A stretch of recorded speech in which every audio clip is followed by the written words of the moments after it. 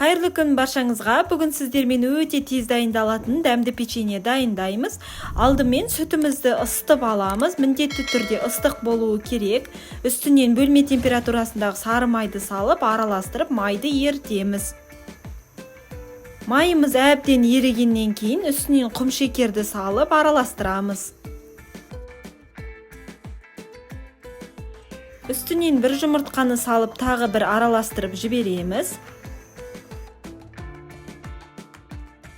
Ұнымызға қамыр қопсытқышты салып, араластырып дайындап қоямыз. Сұйық сүмесімізге ұнымызды біртіндеп сала отырып, қамырымызды илейтін боламыз. Бастапқы кезде венчиктің көмегімен араластырамыз, артынша қолмен илейтін боламыз.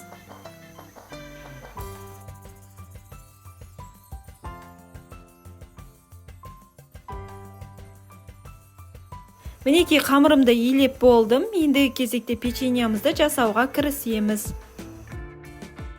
Қамырымызды 2-3 бөлікке бөліп алып, осылай жайып алатын боламыз. Одан кейін осындай домалақ қылып ойып, печеньямызды дайындаймыз.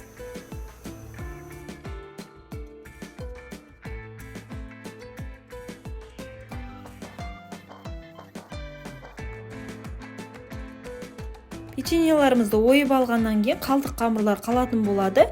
Осы қамырларды қайтадан елеп жіберіп, жайып, қайта печенье оямыз. Бізде қалдық ешқандай қамыр қалмауы қажет.